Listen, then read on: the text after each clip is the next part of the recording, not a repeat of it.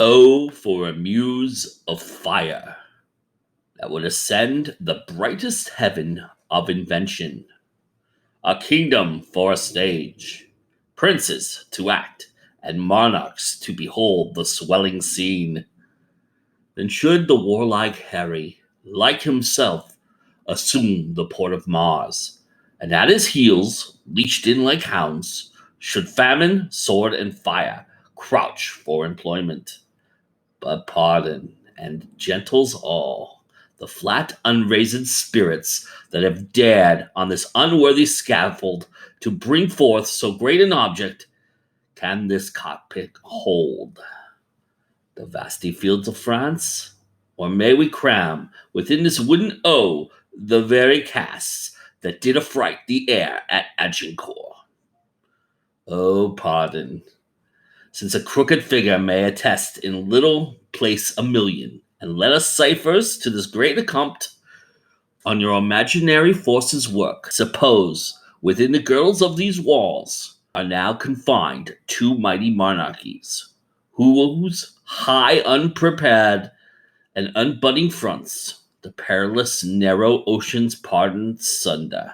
Piece out our imperfections with our thoughts, into 1,000 parts divide on man, and make imaginary pursuance. Think when we talk of horses that you see them, printing their proud hooves, and I receiving earth, for 'tis the thought now must deck our kings, carry them here and there, jumping o'er times, turning an accomplishment of many years into an hourglass.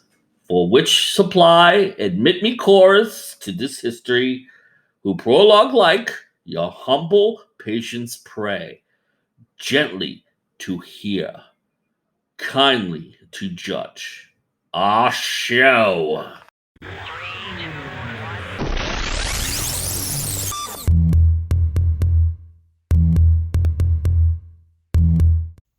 Hey guys, C.O. Cannon here from Fiction Atlas Press, bringing you your monthly marketing tip.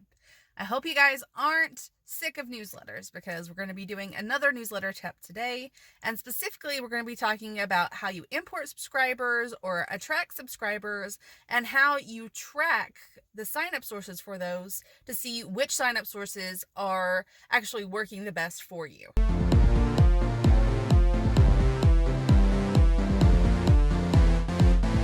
So you get subscribers from a few different places. You can get subscribers from a newsletter builder. You can get subscribers from your website. You can put your sign-up link in the back of your book and have a specific sign-up link for those people. You can do a book funnel promo. So there's a lot of different ways that people can get onto your list. But tracking that is how you turn those subscribers into people who are actually buying your books. The point is, there's a lot of different ways that people get on your list, and the way that they sign up may cause them to act differently. If they signed up on BookFunnel and they're expecting a free book, then you're probably going to have to treat them a lot different than somebody who's already read one of your books. And because of that, I like to segment or group the different people based upon where they signed up from. And what made me think about doing a video on this is I signed up for a newsletter builder with a different service about a year ago. And I'm not going to name the service because that's really unprofessional. But I paid $100 for the service so they would build me some targeted newsletter subscribers. And it turned out not to be quite so targeted as I actually wished it would have been. Every time I import something like a promo or let's say, like, at Fiction Atlas, I do all kinds of newsletter builders. And every time I do one of those, I import the subscribers and then I name them. So for instance, if it was urban fantasy, I do Fiction Atlas, urban fantasy, and the date like 3/2020 or 4/2020 or whatever. And if I do it from another service, I say the service name and the date and what the subject was. And so I did this one, like I said, about a year ago. I paid $100, which is a lot more than I usually pay for anything, but it had come highly recommended. But anyway, I noticed that so many of those people unsubscribe. I got a huge list, and I thought, oh man, I've struck gold. I have all these people who are going to want to buy my books. but it turned out to kind of be a lemon. And the reason I know that is because I can look and see that over 3/4 of the people that signed up have unsubscribed. And they probably did that within the first 3 months. And it doesn't matter what kind of content I sent. They just were not for me. They were probably there for the free prizes. And what the free prize was actually something that was not as book related as I would have liked. So they may not even be readers. But the reason that I could tell that this was not a good promotion is because I had segmented, so I knew which subscribers came from that promotion. And I could see that the click rate was 1% and the open rate was 9%, which was pretty much abysmal. And so I ended up cleaning up my list and just pretty much cutting my losses there, because I'm paying for all of these people to be on my list. And I've, of course, paid $100 for the service to begin with. And it just did not work out for me. The people were not interested in anything I had to say. But then I could go and look at other newsletter builders that I had done through Fiction Atlas. And I was having like 40 and 50% open rates and some good click rates. Usually I had double-digit click rates and pretty well engaged people in those lists. And I can also see that people who signed up for my website also had a high open rate. Pretty much anybody who signs up directly from your website or from the back of your books is probably going to be a really good newsletter subscriber. They're probably going to be interested in your books, be interested in buying more of your books and hearing more from you. So you will always see that those percentage rates are really good. And that's what you want to aspire to have in your other groups. And this is how you can see, let's say you're using a new sign-up page for the back of your books, or you're using a new sign-up page to give away a free book or something. You can see you can do A/B testing, basically. You can make 2 different landing pages, and you can put different ad copy on both pages. You can do a different design on both pages, and you can see which, after a little bit of time, which one of these is performing better, and you can cut the one that's not performing and use the one that is giving you good engagement and good click rates and more conversion. So that's one of the reasons that segmenting and grouping your list is also really important. Okay, that's my marketing tip for today. Make sure that you guys are taking and grouping and segmenting your list so you can track your promotions. You can track which ones are performing good and which ones are not performing good, so you can tweak those promotions. Or if you used another service, you can know, well, that service didn't work for me, maybe I'll try this one. And that's a good way to keep track of your marketing and to make sure that you're always interacting with engaged subscribers. If you guys have any questions, you can always email me at info@fiction-atlas.com, or you can message me on Facebook. Thank you guys so much. Stay safe, and remember, it's always time to go indie now.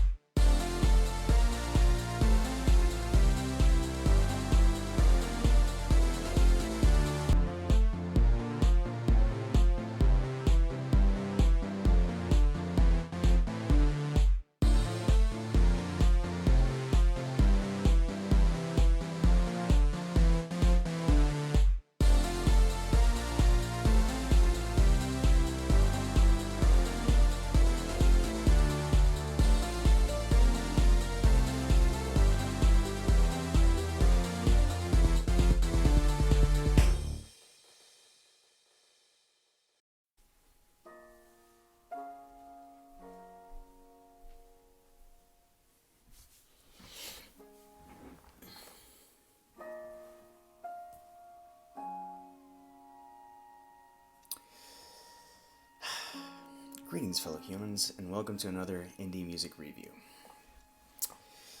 Today we're going to be talking about a band called Message to Bears, and this is their album Constant. First off, thank you for tuning into this, and it's a peculiar time. So let's talk about this in a different way.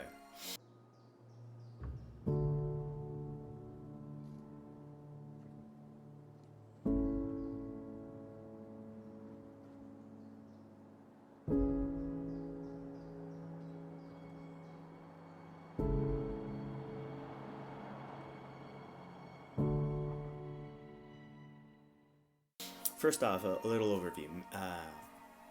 Turn this down a bit. Message to Bears is the musical alias of English folk electronic composer Jerome Alexander. It sounds like a really weird fusion, but it's really beautiful. When I do indie music reviews, I either look for something fresh or different, or maybe something that clicks deeply, or often I look for stuff that I think is great music to write to. And Message to Bears, the entire discography, is wonderful to write to. As you can see, this is nice, spaced, and relaxing, which is the second point. Beyond being good music to write to, it's good music to just put on and just drift off and enjoy it. Constant is Alexander's fifth album, and there's definitely a lot to enjoy here. He's a multi-instrumentalist, and beyond one track where someone plays cello and there are some female vocals, he covers pretty much all the bases, which is amazing because this is a really fleshed out, beautiful music. Again, I chose this album because I wanted to share something beautiful that you can write to or relax to, because maybe you're not a writer, maybe just like to read and indulge in indie stuff, and I think it's a really good album to enjoy during these times where it's sometimes we need a second or a minute or an album to decompress. It's a gorgeous album.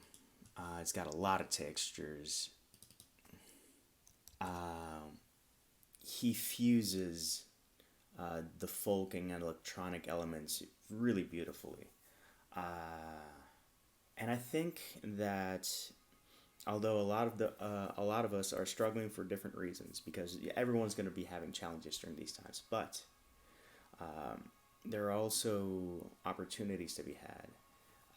I love music, and I love really focusing and honing in on music, but I think that a lot of people just have it almost as background noise and just have it, they do it to the beat, they might have it in the car.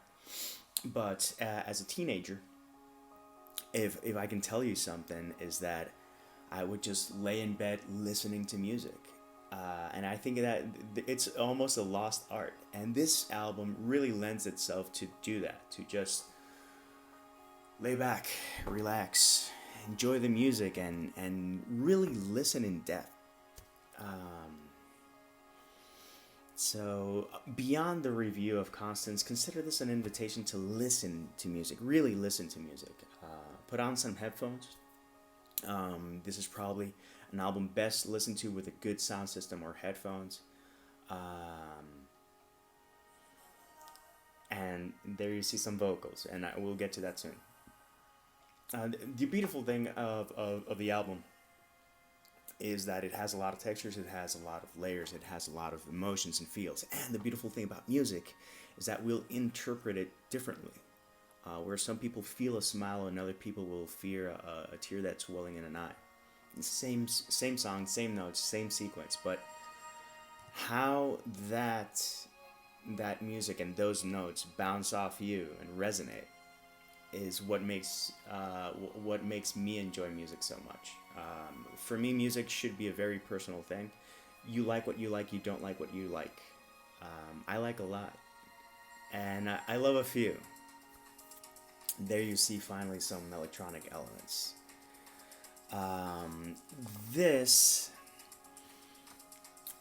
Jerome Alexander reminds me a little bit of Ulfer Arnold's, maybe mellower tracks from Explosions in the Sky, a little bit of Sigur Rós, and some other post-rock bands in that vein. It's really, really lovely. And I think one of my favorite tracks is actually the one that he does a collaboration with a female vocalist and a cellist. So I'm going to put a little bit of that.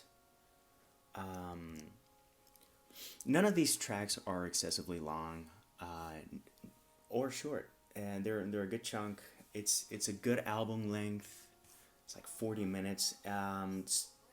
So if you're having a rough day, give yourself 40 minutes.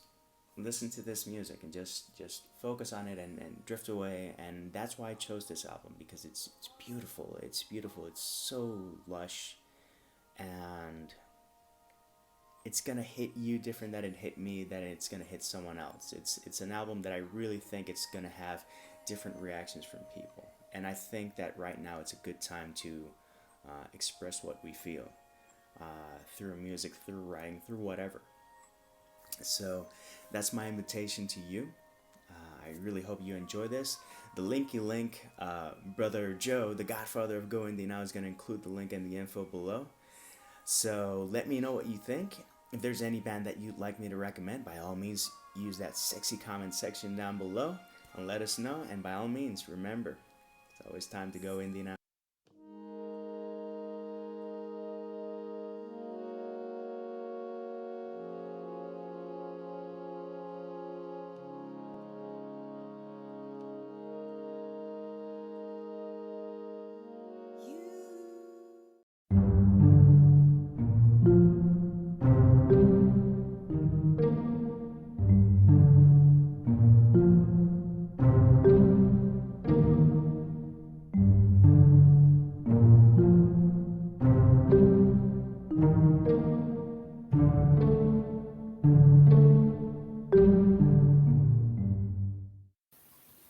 Hello, all you viewers, and welcome to the darkness. I'm AF Stewart, and I'm here today to do a reading of my new horror fantasy story collection, Visions and Nightmares. So buckle up, leave the lights on, and here we go.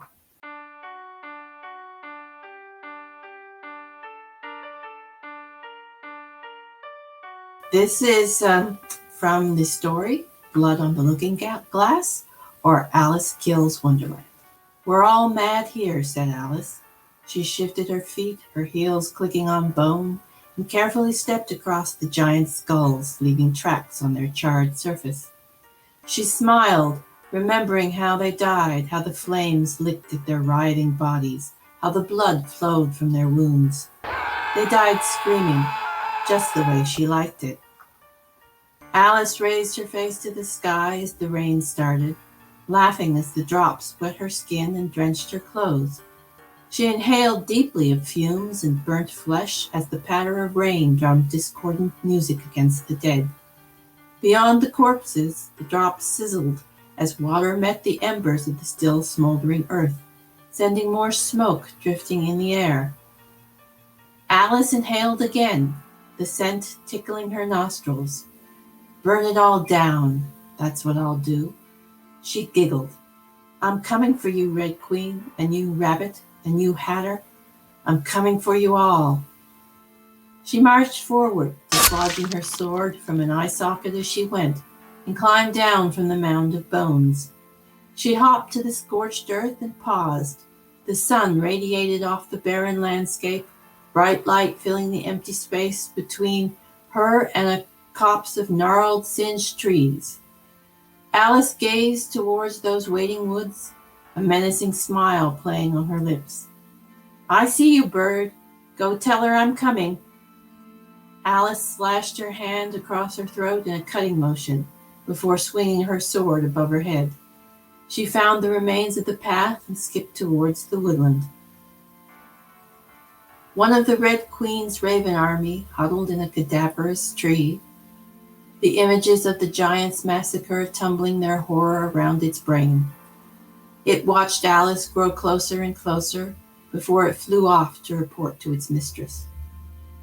From the ruins of the giants' grasslands it flew, winging over the dark forest and the royal flower gardens, above the chess fields and over the river, until it reached the palace of the Red Queen. Its mistress waited, and the black bird landed on her outstretched gloved hand. It cawed once and then spoke. Wonderland has fallen, my liege. The Hatter and the Rabbit spoke true. Their lands are a smoldering wasteland, and the Queen of Hearts was beheaded by Alice. She killed the March Hare. I believe she roasted him and ate him. All I found were the remains of the cook fire and his skin. It ruffled its feathers and shuddered. I do not know what became of the rest of the inhabitants. Perhaps they fled to this realm or other strange corners to hide. And now she is here. A melancholy danced with the Red Queen's words. The raven nodded. She has destroyed the giants. Nothing is left of their home or the edges of the woodland. I fear the dark forest shall burn soon as well. I fear we shall all burn, replied the Red Queen. Go join the rest of your kind while I tell the others she has arrived. The Red Queen watched the bird fly away before returning to the confines of her palace. She went to the conservatory, where she found the White Rabbit and the Hatter. The latter was pacing the checkered floor and whirled when she entered the room. You have news? She has arrived. The giants are dead, and she is headed to the dark forest. The Hatter shuddered. We must raise an army to stop her. You must summon the White Queen. Gather your combined forces. The Red Queen stared at the Hatter, sorrow in her eyes. The White Queen fled days after you brought us the news of Alice's rampage in Wonderland. She took most of our forces with her, and there will be no help from the Queen of Hearts.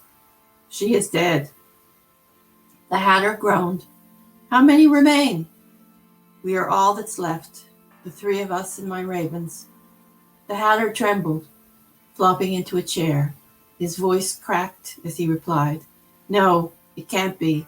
That is not enough. A small moan escaped him. We should have never brought her here, never sent her there, but, he moaned again. The Red Queen sighed. We had no choice, the Jabberwocky. We had to do what we did, but all is not lost. We still have time. She is still Alice. No, the White Rabbit whimpered, his ears twitching. Time's run out. Time is lost. He looked at the Red Queen, his whiskers quivering. She took my watch. He held out a cauterized stump missing a paw. Cut it clean off. But she didn't take my head. Not yet. He tucked his injured limb down by his side. Not yet. So that was a little excerpt from Blood on the Looking Glass. I hope you enjoyed it, and you can read more on what happened with Alice and the Red Queen and the other ladies of Visions and Nightmares.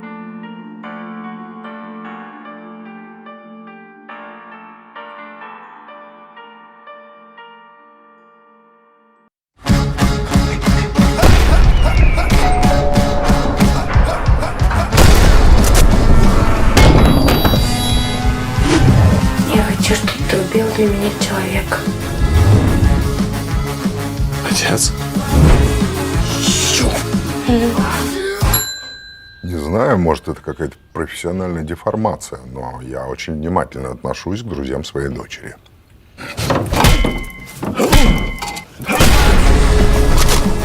Я лучше пойду. Сейчас мы поиграем.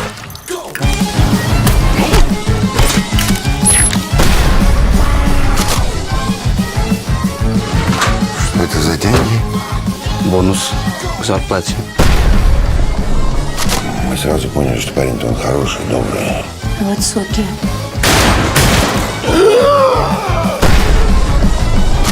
Отпусти его. Куда его отпущу? Он же отморозок! Перестань.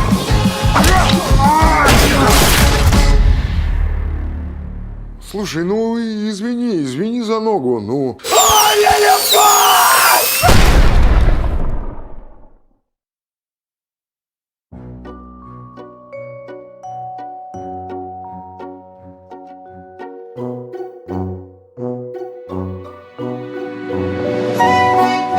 I like winter more. It'd be nice if you could be more like emotional publicly, you know, especially as a man, you're supposed to stay more stoic, you know? That's why winter is kind of nice for that because like everyone's pretty sad, you know? Some of us are sad all year round, but, you know. Winter's so interesting because that's when you get the seasonal depressives that come in and they sort of like gentrify sadness, you know? You know what I mean? Like they come in and they're sad for their winter reasons, you know? They're like, we're sad, it's cold. And it's like, well, that's not what this community is about, but... All right, welcome. Sorry you can't wear shorts.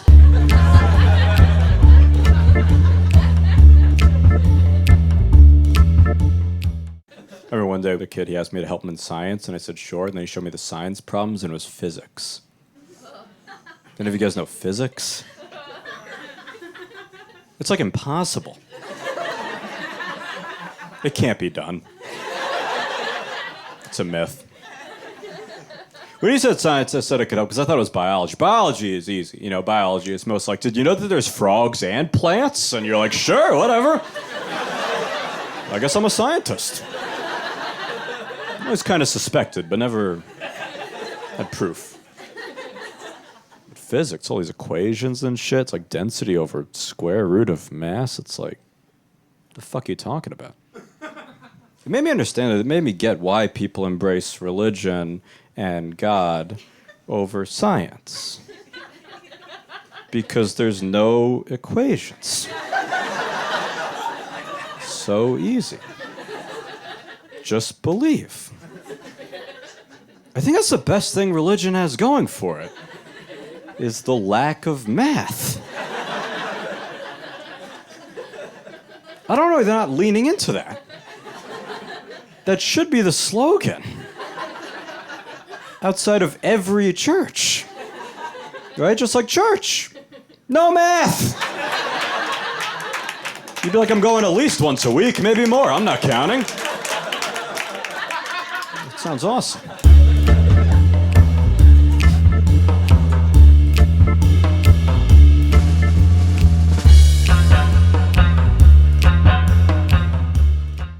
Weirdest job I had recently, I was a greeter at the 9/11 museum. Which, when you interview there, they ask you some fun questions. They ask you, why do you think you'd be a good fit for the 9/11 museum? Tell us 2 things about yourself. I'm like, probably hardworking and sad about 9/11. I had to pick 2 that really jump out at me.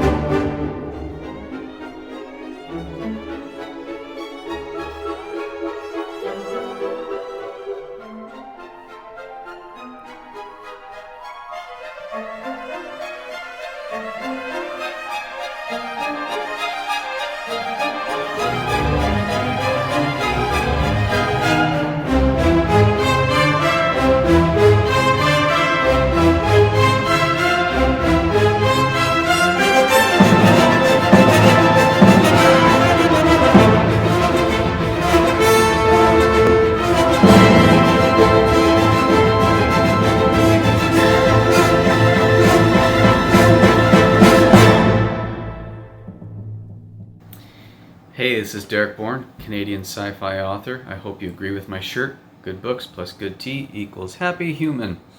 I just had a new release back in March. That is the Helio Files. It is a combination of 6 different short stories that I wrote where my superhero spies come across myths, monsters, and legends like Bigfoot, Mothman, the Loch Ness Files, and so on.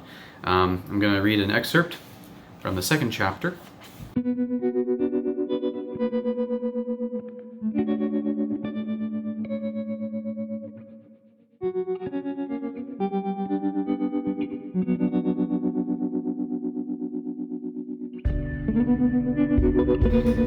Might as well get this out there. The Ultimate Agent spoke over their comm links while flying over and zigzagging between the treetops. It'd been about 5 minutes since he and the Specialist split up to cover ground faster. Do you or have you ever believed in Mr. Big Toes? With his eye mask set to thermal imaging, Brett kept alert for any heat signatures as he maneuvered around with his jetpack. Humanoid giants have been a part of folklore for ages. Sasquatch could be actual folk or just lore. I wouldn't dismiss the possibility. So, Devin dipped below the trees to get a closer view. You're thinking there's a chance they're real? This world contains some strange and fantastic things. There's an explanation for everything.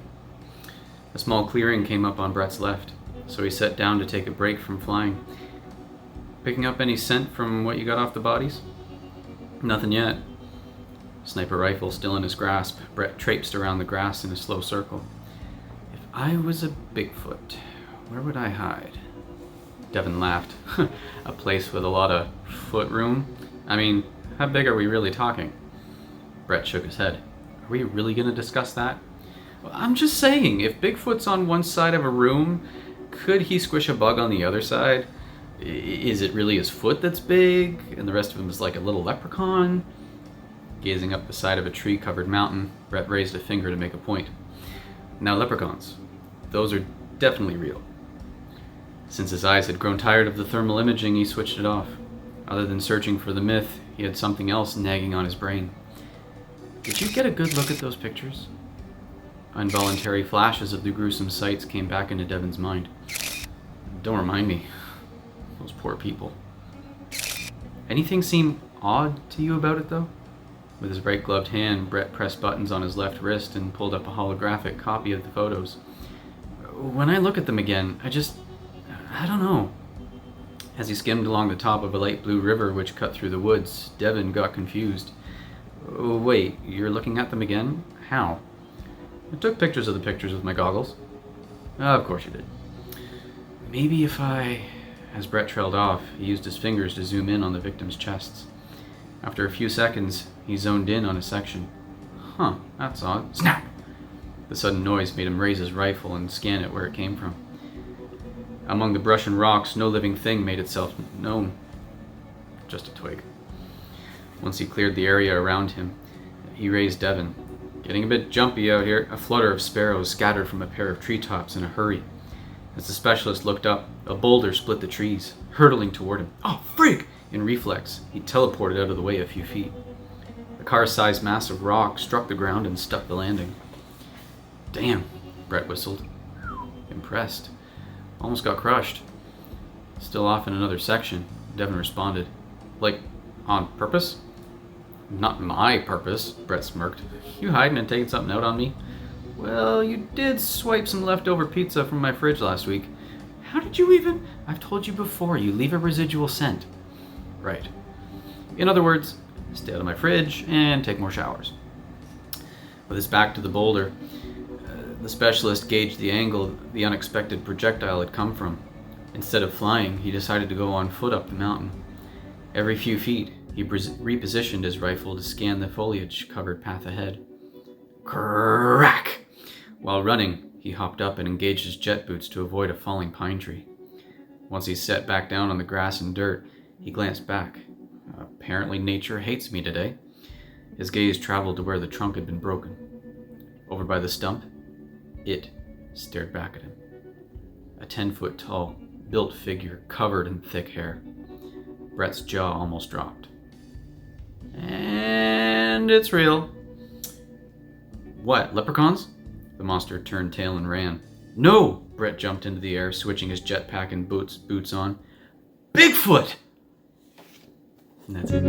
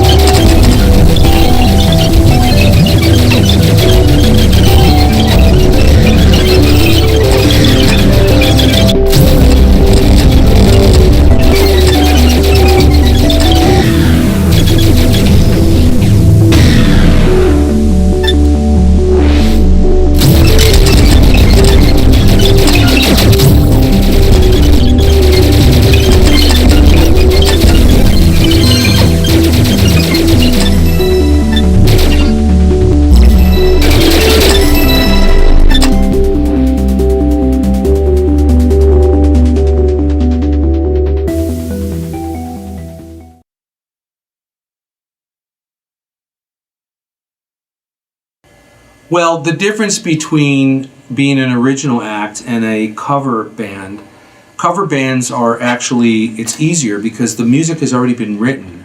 And it's just a matter of time of putting those songs together and going out with a band and performing in front of your family or friends. But people often ask us, what about an originality type of a band? And that's tougher. It's a lot tougher because the work hasn't been written yet. Anybody know where my soldering gun is?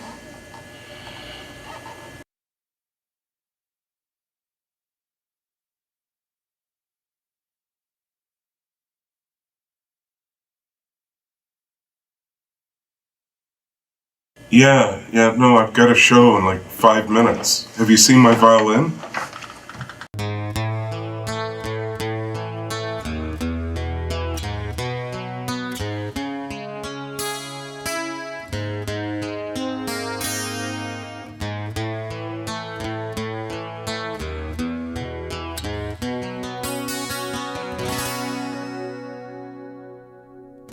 I get this feeling when I look into your eyes. Please tell me what's on your mind. Is it something that reverses your lifetime? Please tell me, 'cause I'm not blind.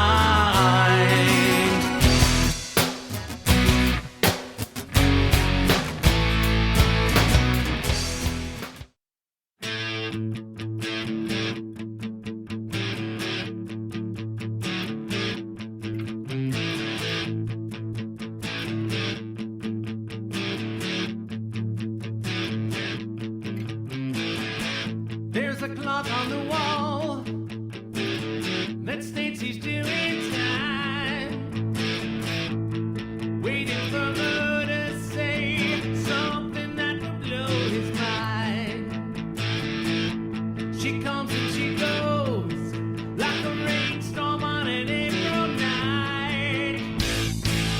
Whatever she says to him always ends up being a fight. And then she just walks Hey guys, this is Jen Soucy reading an excerpt of my new novel, Demon in Me, available in paperback and ebook on Amazon.com. This is the end of chapter 1, and Layla, our main character, received a phone call from her mother to come home because she's dying of cancer. And despite a very traumatic past and a lot of stuff that she still hasn't dealt with, she decides to go. Her and her best friend have a sort of heart-to-heart about this, and it wraps up the scene pretty much, but I hope you guys enjoy it.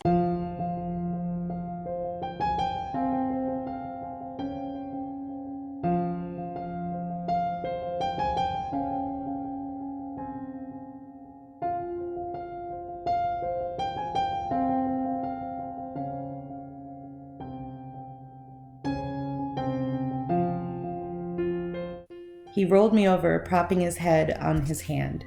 You don't have to go back if you don't want to. Of course I didn't want to, not after how I'd left things. No one would have been surprised if I refused. I'd been in Las Vegas for a decade, but my last trip home stretched even longer. 2 years on the streets after that disastrous night with Daniel. So many mistakes and missed opportunities, but it worked out. I was alive, free, living the dream as the Vegas locals often crowed to tourists. Not the life I dreamed of as a little girl, but better than the nothing I nearly ended up with. I owe her that much after, well, everything, I said, avoiding the suspicious concern blooming in his eyes. Feels like it's time. Say goodbye and move on. For real this time. You're gonna miss me, he claimed, pressing his lips against my forehead. My skin, chilled from the time spent by the open window, warmed beneath his roaming touch. He knew what I needed to find sleep. Our evening routine for years, and one that he needed too. Creatures of habit, indeed. We grappled together, the same old dance we'd perfected through practice. My palms reached back, clutching the narrow rails of the headboard. Delicious friction, each invasion scouring the barnacled buildup of daily annoyances. A last chance to rebalance, achieving some measure of equilibrium after this unexpected collision of past and present.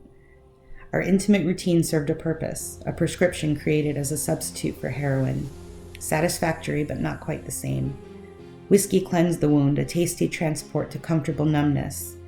After that moment of emotional silence, a bit of painful pleasure drew us back to reality, prepped and ready to face another day. Numbness and pain, a treatment tightrope offering a wobbly route around disaster. One wrong move and it was back into the abyss, maybe for good. It wasn't perfect. Dangerous, some might say, to substitute one addiction for another. At least these remedies were legal. A nagging voice repeated Rage's earlier concern, fearing he was right. Returning to Connecticut and Blackpool invited trouble. I'd never intended to revisit them, the birthplace of the demons I'd either imprisoned or exorcised. Anything might happen in the den of those who'd hurt me the worst. My family, Daniel, and other long-forgotten foes. Those memories should have been gone for good, a blackboard wiped clean after a demoralizing lesson. But what if Ma's terminal cancer awoke the demons again? Trauma might have rattled them loose, causing a prison escape through the untested walls of my rebuilt psyche. No, I refused to break again. 10 years clean, a new life after a near death. They had their chance to get me, but they lost. Fuck 'em. The years made me stronger, and I wasn't alone this time. I had Rage. Thanks to his efforts, I'd even get some solid rest.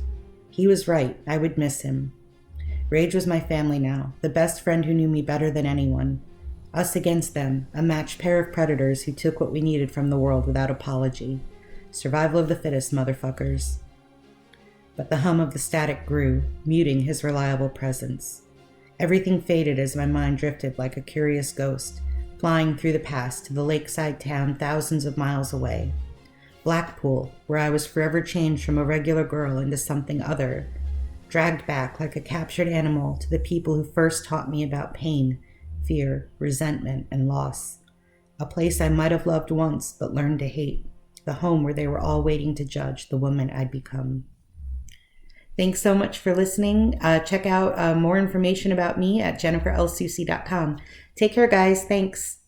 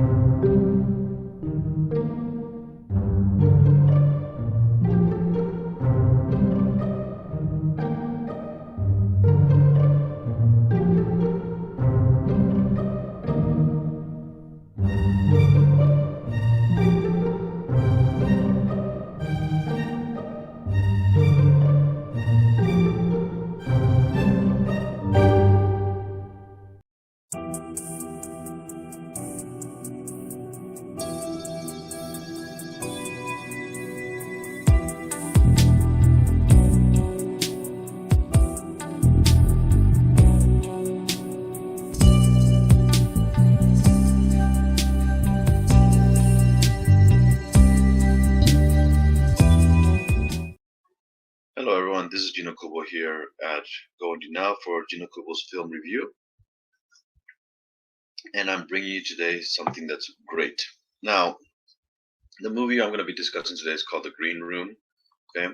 And it's an American horror film from 2015. It was written and directed by Jeremy Saulnier. And it's starring, and this is an important thing, the way that I'm going to read these names is important for what this film is about. Starring Anton Yelchin, Imogen Poots, and Patrick Stewart. And we'll talk about that in a minute here. The film focuses on a punk band who find themselves attacked by neo-Nazi skinheads after witnessing a murder at a remote club in the Pacific Northwest. Okay? Now, this film is wonderful. And let's go to our new format here so we can start seeing the images, right? There you have it, The Green Room. And now let's talk about that and Patrick Stewart. This film is not focused around Patrick Stewart. And Patrick Stewart, I love him. He's a great actor. He's done a lot of great things. I've been watching him most of my life. And he's had some bad films as well, like some people do. You know, you have your ups and downs. And I'm not going to get into the politics of his films right now because it's not about him. But the way this great character takes a back seat to these up-and-coming stars in their own film, and he plays it well. So let's go ahead and get into this film, The Green Room, right? So, The Green Room, this punk band here, it's basically almost like The People Under the Stairs / any slasher film that you can mix into the mix. What I really enjoyed about it is because this whole idea that's been thrown around for a while of, you know, what white supremacists are, what racist people are, what everything are, stuff like that. And this film kind of encompasses more of the dark side of what they really are. So we can't just throw around words such as that, right? We can't just throw around words and say, oh, he's a white supremacist, oh, you're that, right? You can't. Because when you look at these people that are terrorist people or that are supremacist style people, whatever race they are, many of them are really violent, and really you can see it, right? Just someone who doesn't agree with you is not that.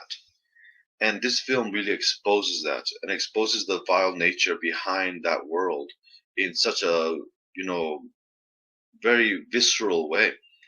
And Patrick Stewart plays a character that really, really encompasses what his character is supposed to be. I didn't even recognize him. I didn't even know he was in this film until he made his first appearance. And then for a minute there, I thought it was the guy from Breaking Bad. And I was like, no, wait a minute. That, you know, he's that good of an actor. The punk band actors, they play their part extremely well. Let's bring in a scene right here.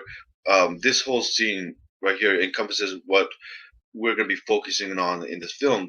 These are the basic, the trope of horror films, right? Who's going to survive? Who's going to survive, right?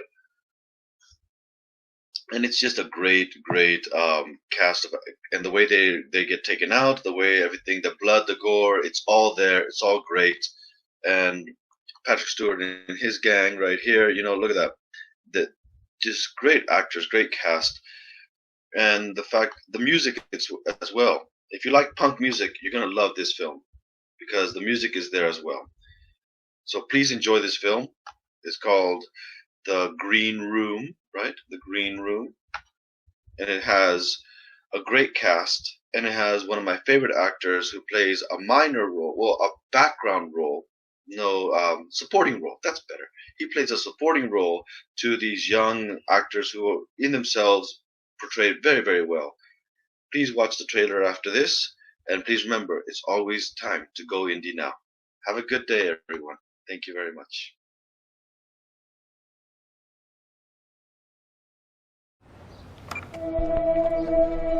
Okay, I'm with the Ain't Rights from Washington, D.C.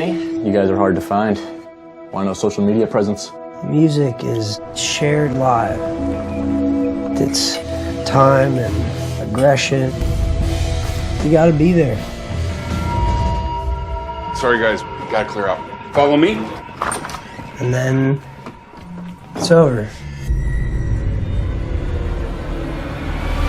Holy shit. told you to follow. Hey, stop! Go!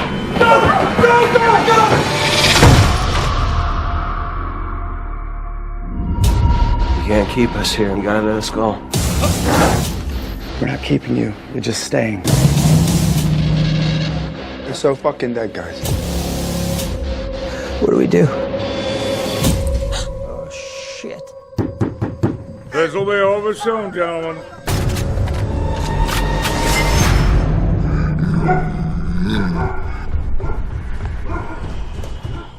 What are they doing? They're coming. You gotta go. And we die. How long can we wait? How sure that is? Here's that a pep talk. Just stab some shit. Get ready to run. Here we go. I see the bad moon. I see trouble. They're everywhere! You breathing? Let him bleed.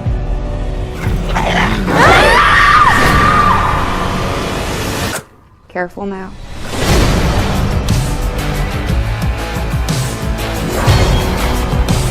I can't die here. There's a bad.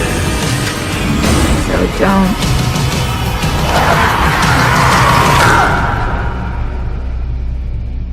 It's fucking hard, man. On the rise.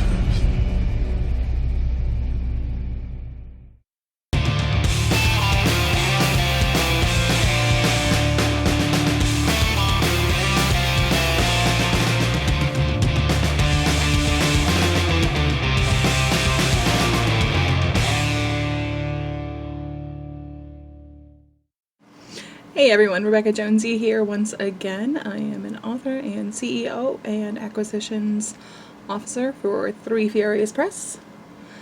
And I am here once again with another editing tip.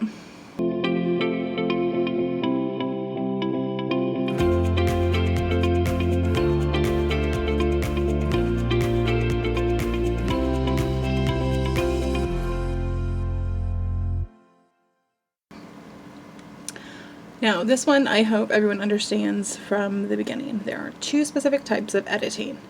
You have your developmental editing, and you have your line editing. Those are two very, very different types of edits. Developmental editing, you could consider your artistic editing. This is the one where some rules apply, but there's always an if added to them. So this is all about your style, your voice. It is about consistency, because editing is always about consistency. Because as I've said before now, consistency is key. But this one you have a lot more leeway with, and you really want to play with it. And just always, always, always make sure you're not stealing the voice of the story when you're doing developmental editing. If you're editing for someone else, you have to be especially wary of that, as you know that's their book, their words. But you also want to be kind to yourself if you're editing your own stuff, and keep it in the same tone. The same voice. Once again, that is artistic, so allow yourself to show your art in that. Line editing is the follow the rules.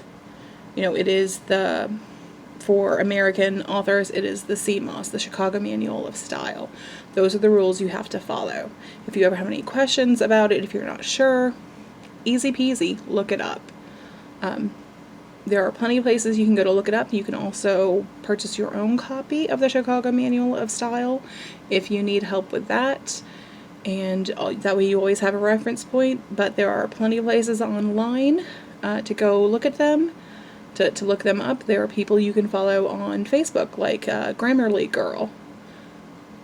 If you ever have any questions, or you want your daily updates on it, so that you always know what you're doing. But that one also allows you a little bit of stylistic choice Once again, as long as it's kept consistent throughout, and you're not overusing things, there's a little bit of leeway in even the harshest of rules. And let's face it, this is English, and our main rule is there's always an exception. So have fun, follow the rules or don't, as is called for, and just stay consistent. Until next time, everyone, read well and prosper.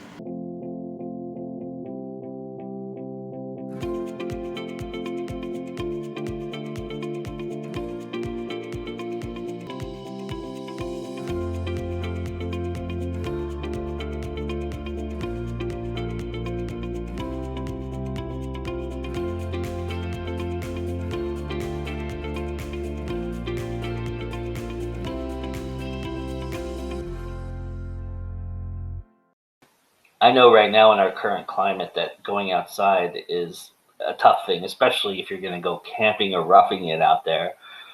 But my indie brew for this episode might just give you that nostalgic feeling you've been missing and hoping for. This is the Campfire Stout from High Water Brewing, and we're going to talk about it right now.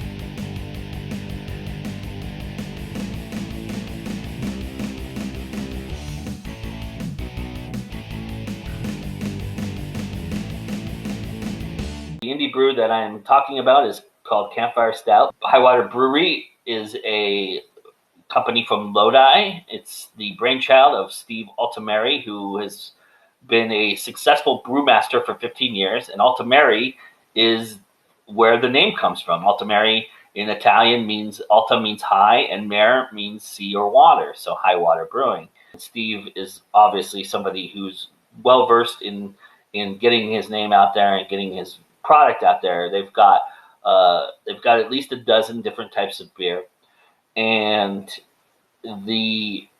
it's distributed virtually almost everywhere. Like, they're worldwide. They have Rome, Amsterdam, London. You can get this in a lot of places. So hopefully where you're at, it's possible. I would go to a package store. I don't know if your local liquor store would hold it, but a big chain package store probably would, like a Total Wine or Bevmo or something like that.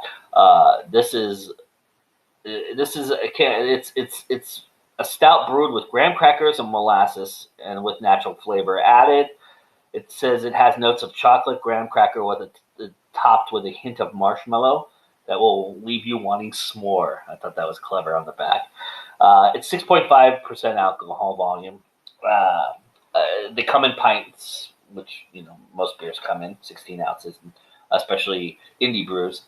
For those of you who are against the kind of richer, earthier stouts, this is not that. This is more of like it's a smoother, like creamier stout. It does have those notes that it describes, the graham cracker notes and the molasses note. You have to find those. It washes in your palate.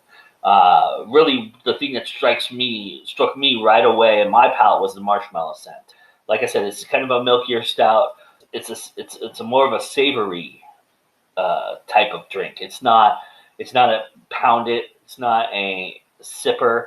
It's more of a casual. This is a really good social stout. It's one that you can socially drink. Room temperature doesn't bother it. It stays pretty consistent. It's got a nice consistency to it. So whether it's warm, cold, in fact, a little bit too cold, it becomes a little more watered down. So you want it to get to a room temperature or a nice, comfortable temperature to let it settle. And when it does that, it stays there. it doesn't ferment to a point where it exasperates the flavor tones. Where you start to just taste a water or you taste one note. These notes work very well together. Obviously, they're universal in a campfire setting: graham cracker, chocolate, molasses, marshmallow, and it was very smart of Steve and his crew to put these together. And the way that they did it was the best way. I mean, if he had gone for a stronger stout, this would have been a tougher beer to take, because then you would have been tasting one note and it never sings. This is what makes this stout very interesting. Much like Guinness's Gold Label stout, where it has that kind of more creamier tone to it. This is very similar to that, except that it has the more. It doesn't have the earthy tones. It has the more sweeter tones. So if you're somebody looking for kind of a sweet beer that maybe is not a big beer person because of the tartness of beer or the bitterness, this doesn't have any of that bitterness. It really stays smooth throughout, and I applaud them for this effort. It's a very easy beer to drink. It comes in 4-packs, but you could also get. They did have a 20-ounce where I was to check out as well. That might be the best way to go if you want to just give it a try. Get the 20-ouncer and give it a try. I mean, 16 ounces is not much different. I'm sure you can buy just one can, but I mean, the other thing about it was it's reasonably priced. It was only $9.99 for the 4-pack. So that's for a craft brew, an indie brew. That's a pretty good price. That's a very good price point for this kind of beer. All right, great beer find. I will be definitely drinking more of it in the future, and I'll look forward to trying a lot of what High Water is producing out there as well. They've got some good ales, and it looks like some interesting beer combinations that I would like to give a chance to. All right, that's the Indie Brew. Remember that it's always time to go indie now, and it's always time to drink indie now. So enjoy, everybody. Cheers.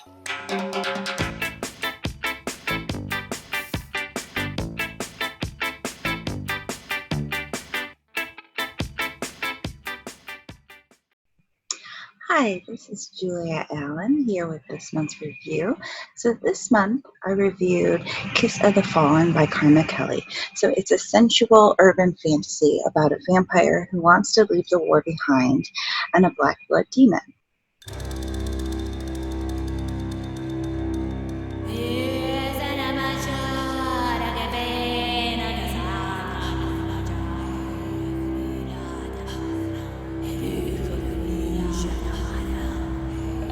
Here's the blurb.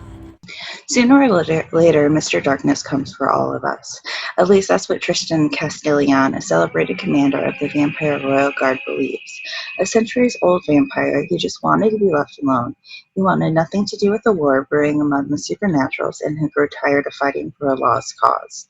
Sucked into one last mission by his vampire government, Tristan soon finds himself in the middle of a dark conspiracy within the vampire ranks, and a beautiful half-naked demon chained to his bed. She is every vampire's fantasy and nightmare. Zoe is a Blackblood Slayer, legendary demons bred to do one thing: kill vampires. A true ruler of the night, she's forced to keep her lethal wiles at bay in order to uncover the truth, creating an unlikely partnership with Tristan. The night has a new ruler. Her blood is spiked with desire he longs to tame, but if he does, he could be 6 feet under, this time forever. But with both of them on the run and all hell breaking loose, how can he be sure she wants to love him or destroy him? So here's my review. So this book is an urban fantasy, but it read a lot more like it kind of wanted to be a romance. So I don't read a ton of romances, but I do enjoy a really good one. In this world, there's vampires, green girls, aka witches, and wereshifters. So the vampires are run by the three, and they order Tristan to protect one of their companions as she tries to make peace among the warring groups. So war is brewing between the different factions, but Ivana wants to work a peace between the three groups, and she's been working hard towards it. So she's going to this meeting, and Tristan is ordered to protect her, and then he will be free of his commander position. But something goes wrong from the beginning and the mission fails. So Tristan swears this is an inside job, which leads to his life being on the line. So before he knows it, there's a blackblood demon chained in his bed. So, like I said, blackblood demons usually hunt vampires, and they use their like sensuality to like enthrall them, and then they drain them dry. So, she has no recollection of why she's there or why she is bound to him. So they have to retrieve her memories and figure out why they are bonded to each other. And that's if they can keep from killing each other, because obviously they don't trust each other, because she's his natural predator, and he has no reason to not kill her for that reason. So they kind of strike up this unlikely truce to find out what's going on. It's like both more important to them to find out what's going on than to do what they normally do. So there's plenty of twists in the plot and the pacing is fast, but it was kind of too mixed between an urban fantasy with sex in it and being a paranormal romance, because I expected more steamy scenes, especially with her power being enthrallment and the two being so drawn to each other. Like, she's so super seductive and no vampire can resist her, so I wanted more fireworks in the story. I do love a good urban fantasy, so it's not like I was disappointed, but it was just a little bit muddled what to expect from the book.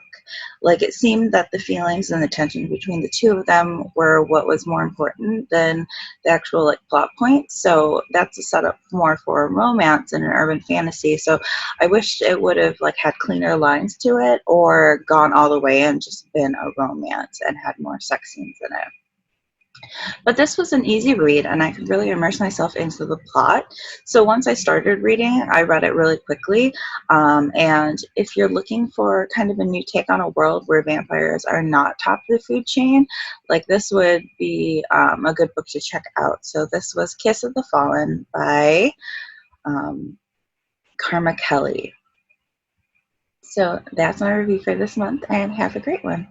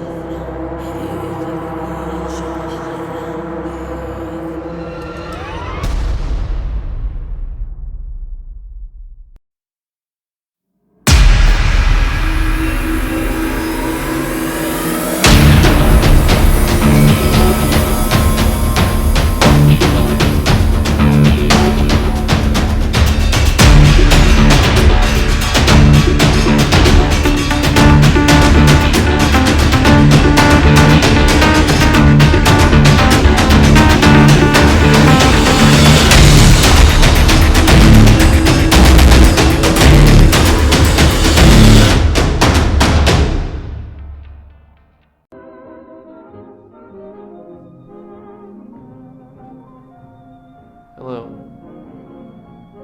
Welcome to the official Tiny Cinema YouTube channel. I'm Adam Levine. This is a place that's going to make you feel weird.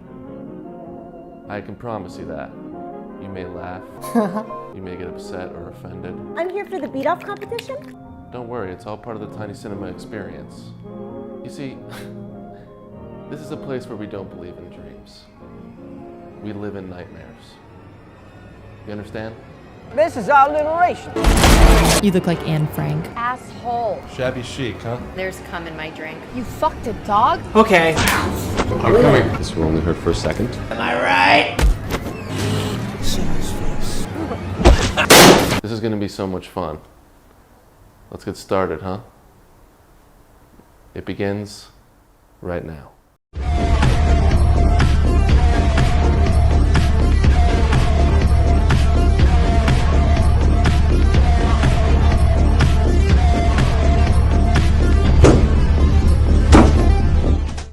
My name is Tyler Cornack. I co-wrote and directed and unfortunately starred in Butt Boy. It is kind of a you kind of hope that you never get typecast with that role, right? No. I mean, to be honest, I didn't even want to play the role, but it just made the most sense. It was based on a comedy sketch we did, and I was in the comedy sketch, and I'm never doing that again. It was fun. It was fun at times, but I like being behind the camera much more. So. Nice. It's interesting too because a lot of the actors that were involved in this were involved in your comedy sketch show as well. Yeah. We wrote a lot of the stuff for people that we knew just because we can get our hands on them and get the most bang for our buck, if that makes any sense. So Sure. Yeah, what's really interesting that I was surprised to read was that you really wanted this to be kind of tongue in cheek, kind of a joke, but then it turned on you as you were filming and kind of, I could ask easily what you think the biggest misconception people would have in reading the synopsis and of this movie, but really for you there was a metamorphosis as well, and kind of talk about that and how that came about. And yeah, I think there was always a sense that we wanted it to be somewhat serious and playing it straight. Obviously that was in the script, but there was a bunch of things that happened during filming where I think we cut out 6 scenes of this movie they were just too funny, they were too ridiculous, and it kind of took you out of the narrative of trying something more experimental in the sense of just something you haven't seen, where something's played so straight and stays true to that. And we found that, the crew of people I made it with, we all have very similar sensibilities when it comes to stuff like this. And we thought the more we played it straight, knowing where the ending went and where it landed, the funnier it would ultimately be. As you can see, we have a very twisted sense of humor. But I think the more we did it, it just became about staying true to the bit and staying true to, staying as dry as we could and straight as we could and paying homage to all the movies that we love from the 80s and in the 70s and all of that stuff, and just kind of make it a movie lover's experience, I guess. I got the sense that the diner scene was an homage to Heat. Oh, that's all we talked about leading up to it. We're very proud of that. We talked about that nonstop, and yeah, it was taking it, having our colors bleed into that scene, but having it be a definite homage to Heat. And the monologue, the Heat could be right around the corner. It was all about that. That's all we talked about. So you're somebody who has done productions where you're really been a one-man gang for the most part in most of the things that you've done. I mean, you've edited it, you shot it, you and directed it, and we'll talk a little bit about the collaboration aspect here in a second. But really, doing this as being the lead and the director on a bigger scale production, what did you learn about that process that you hadn't, figured out in previous projects where you were doing the same? Well, I think that there was a lot learned, but there was also a lot I knew going into it because of previous things. I knew that I needed to be very prepared on the technical side. Storyboarding was a huge part of it. We storyboarded the entire movie with still photography, and I had a big binder. I did these printouts of photos I took. Luckily we were able to go to the locations beforehand. As low budget as we were, I just tried to take advantage of that as much as I could. So Ryan, who I co-wrote the film with, the storyboards are literally it's him and I and Austin, who actually edited the movie. We would go to the locations. I would take stills of them being every character in the movie, and then that was printed in a big booklet. So pre-production, it was a huge thing to know that I knew that I was going to have to act, and I knew I wasn't going to be a fan of it every day having to do it, and I wasn't, but I was prepared as I could be throughout. Things that took me by surprise, it was really just getting hit, and this just comes with the territory of directing anything. It's constant curveballs and constant questions being thrown at you left and right. That combined with just trying to focus on performing to the best of my abilities as an actor, and then handling all those questions as a director being thrown at me 24/7 was a lot.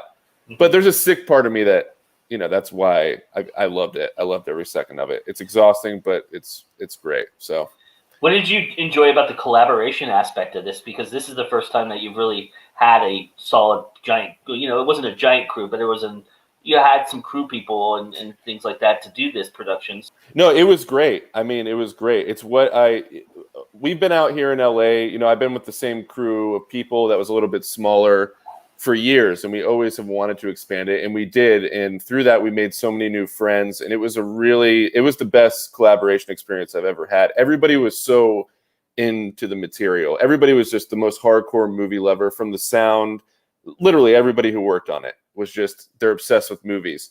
So we had a blast doing it. We laughed the entire time, and it was great to get perspective from people, particularly with editing. Austin Lewis, he was somebody we found through our online content online, and he just did an incredible job. And I come from an editing background, but it was really nice to be able to get a new perspective on it and let him do his thing, and then just come in and sit in the co-pilot seat for the editing process. That was a very scary thing for me up front, because I'm a little bit of a control freak when it comes to editing. But once I realized I could be there with him, he just did such an amazing job and brought a whole new angle to it that I look forward to keep on doing for future stuff. So was a lot of the, I mean, there's not a ton of pans and cutting and driving in. There's not a lot of that. If there's not a lot of pull focus in this film, which is interesting because you're using an Arri camera. Yeah.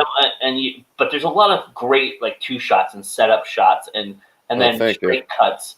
And I'm kind of curious, was that the idea going in, or did you guys, because of the camera you were using, you figured out that this camera has that kind of versatility to it, that it can provide that? And was it because you were trying to get that kind of film look that you used a lot of those shots that way? Yeah, I mean, that camera is amazing. That camera can do everything. You can get so many different looks out of it, and we've been using it for quite a bit. We had access to it for a while, so yeah, I think it was about the story. The stillness of it was about kind of being in Chip's mindset, and then of course Tobias Harbo, shout out to him. He's the Steadicam operator. That brought new things. So when we would set that up, it would be like, oh, we could have a little bit of movement here and there. But the stillness and the framing like that really just came from, I think, just the way we wanted the movie to feel. Just being very still and kind of catatonic and, all that stuff. Tension-based, right? Tension, yeah. Yeah, totally. And that, I can't speak highly enough about that camera. I'm just crazy about it. I never want to shoot on anything else. So it's just so convenient and looks so great. And you can get 5 different looks for every setup. I mean, even in post with the color grading, you can just do so many different things with it. It's just a great camera. So, and talk about the lighting concept, because this is very interesting too. There, the thing that I found very fascinating, and it could be just reading a lot into it, but the tones of this film you seem to want to capture a noir feeling whenever there was like this suspect aspect of it, and then when you were into Chip's head a lot, it was more, there was lighter colors, it was more brightness to it. Was that a design that you guys came up with right away, and why did you go with that kind of idea? Yeah, it was intentional. Yeah, the night stuff, we wanted to feel like a lot of movies that we all love. Like just that old, anything gritty from the 70s. It almost feels like there's not enough light, but it's that dark, raunchy, almost like I can name so many movies right now, but yeah, that was definitely a conscious thought. And then with Chip, it was more about just experiencing the brightness and all of that stuff, and the teal and all of that was just to showcase suburbia and his lifestyle, and just how it felt in contrast. And again, if you break it down, you have Chip's bright, kind of flat. A lot of the house stuff is shot kind of flat, where that's kind of what his life felt like, and the night gritty stuff is kind of the detective's area, and that kind of represents him. So you have those two next to each other. Definitely a conscious thing. I'm so glad you said it came across. I've heard a few other people say that, but and it's always great to hear. So I'm glad that came across. I want to talk about Tyler Rice for a moment, and the performance that he gives is just absolutely sells this entire film. He's great, right? It's so amazing, and the contrast between the two of you working off of each other was just. It was like a ticking time bomb kind of idea.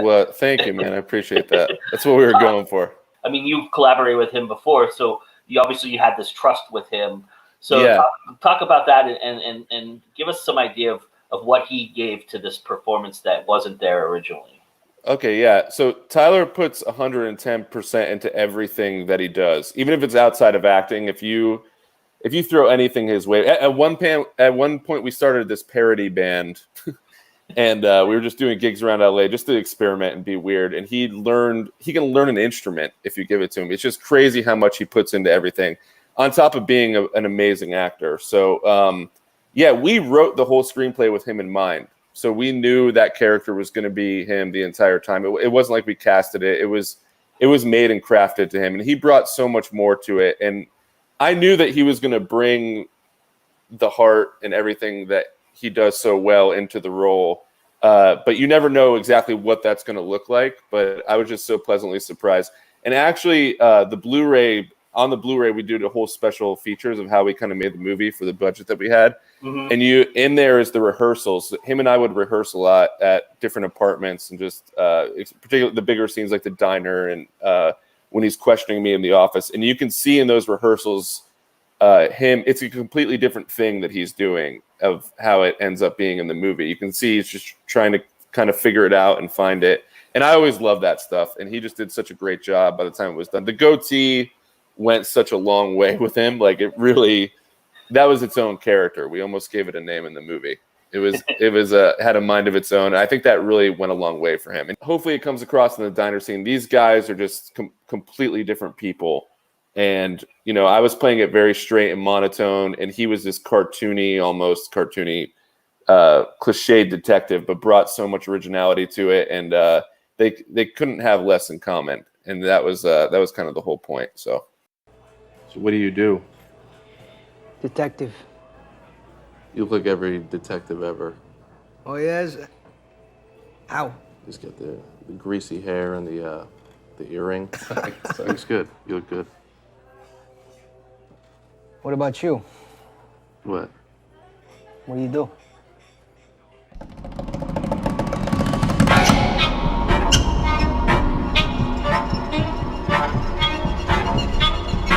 Potential tragedy strikes Critica County today as law enforcement have yet to make any headway on the missing child that vanished from Cathman Park this morning.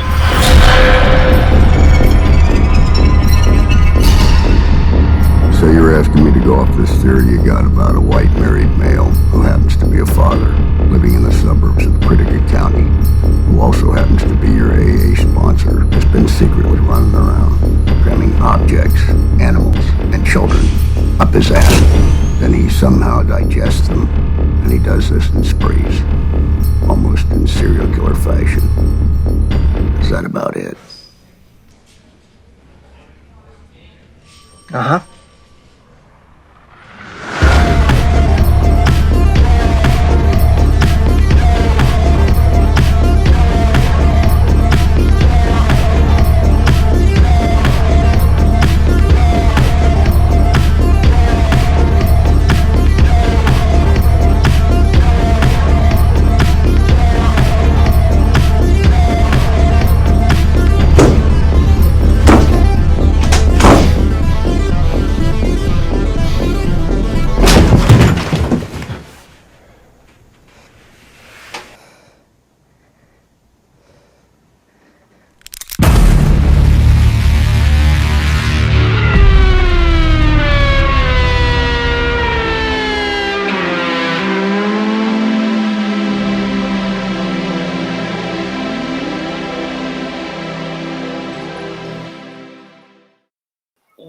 What would you say to a filmmaker who has a high concept like this? How is the best way for them to approach that? Don't do it. No, I'm just kidding. I would say you just do it, you know, and don't listen to all the voices that say not to. I mean, we'd still take a lot of flack, even from doing our comedy videos back in the day. We took a lot of flack for that because we all come from film backgrounds, and the people that are working here, it's a cliche to say, but like there's always going to be people that are telling you it's not good or don't do it. And I think the key is, you know, don't wait for the circumstances to be right.